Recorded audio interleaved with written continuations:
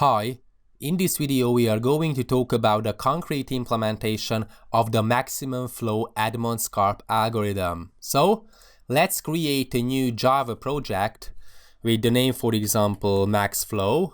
Okay, and I'm going to create several classes.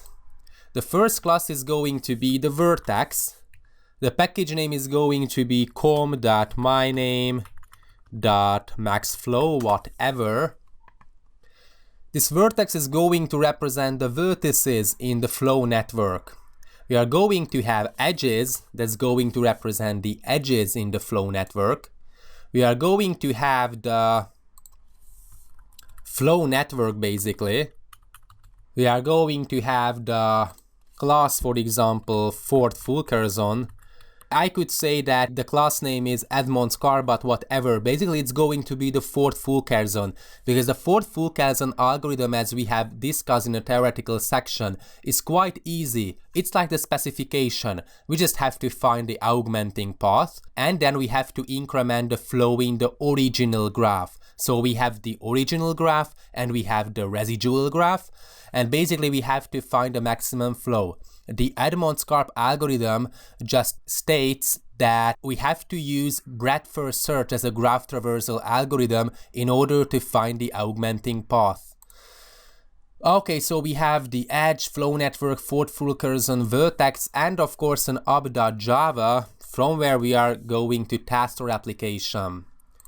The vertex is going to be quite straightforward. We are going to assign an integer ID to all the vertices.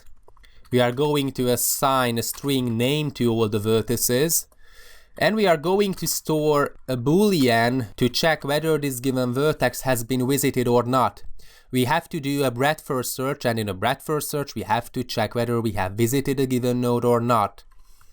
In the vertex constructor, we just have to get an integer ID and a string. So we have to initialize the ID accordingly and name accordingly. Okay, this.name is equal to the name. Then I'm going to override the toString method.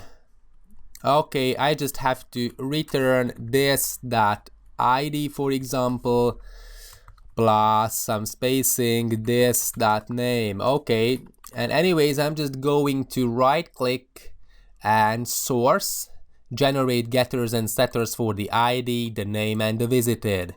Okay, Ctrl-Shift-F to auto format, and that's all about the vertex class. What about the edge class? We are going to have the same implementation as we have seen for the shortest path algorithm. So basically we store a reference to the from vertex, so the starting vertex, another vertex for the target vertex. Okay, maybe this is not the most memory efficient implementation, because usually we just have to store a reference to the target vertex. But anyways, I like to specify the from vertex, so every edge has a starting vertex and an end vertex, from vertex and target vertex accordingly. Okay, private final double, or it's not going to be final, it could be final, but whatever, the capacity. Okay, it could be final because the capacity is not going to change in the course of the algorithm, and we just have to have a double flow. It cannot be final because the flow can change from iteration to iteration. Maybe I'm going to make it final just to make sure that it's not going to change. Okay, and in the edge constructor we just have to specify the vertex from vertex. It's quite a stupid name, from vertex, but whatever. Target vertex. Then we have to specify the double capacity. Okay, and basically, oh sorry for that, it is a E like this. This dot from vertex is equal to the from vertex. This dot target vertex is equal to the target vertex. This dot capacity is equal to the capacity. and we have to initialize the flow to be 0. Okay, the field variables are going to be initialized to 0 at the beginning, but just to be sure, it's going to be 0 at the beginning. We initialize the flow to be 0 for every single edge. I'm just going to override and create another constructor. It's going to get an edge. Okay, and first I'm going to generate the getters and the setters. So right click, source, generate getters and setters for the capacity, flow, from vertex, target vertex. Because I would like to set the from vertex, this dot from vertex is equal to the edge dot get from vertex. Okay, this dot target vertex is equal to the edge dot get target vertex. Okay, this dot capacity is equal to the edge dot get capacity, and this dot flow is equal to the edge dot get flow. Okay, so sometimes we would like to initialize a given edge according to a new edge. Okay, then I'm just going to have a method. First of all, let me override a toString method. I'm not sure whether we are going to use it or not, but anyways, I'm just going to return the from vertex plus some spacing plus the target vertex plus the flow, for example. So flow plus this and capacity. Okay. And then I'm just going to have a method. Basically, we are going to have 3 more helper method. The first is the public get other vertex or get other, which is going to get the other vertex. As you can see, we have a from vertex and the target vertex. And we just get a vertex. We don't know whether it is the starting vertex or the target vertex. Okay, so we just have to check it.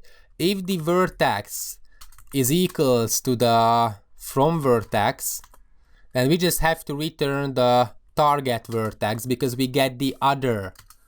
And else, we just have to return the from vertex. Okay.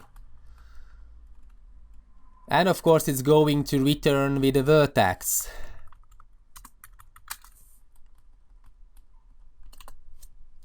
Okay, then we are going to have 2 more methods. The first is a public double get residual capacity, and we get the vertex. So basically, if the vertex is equal to the from vertex, we are just going to return with the flow, and else we just return with capacity minus the flow. What does it mean? We would like to get the residual capacity. We have been talking about that whenever we create the residual network from the original flow network, we have to consider the original edges. And we are going to create forward edges and backward edges. We have been talking about how to construct the residual network. As you can see, for example, we have an edge in the original flow network with flow 1 and capacity 4. How do we construct the residual network?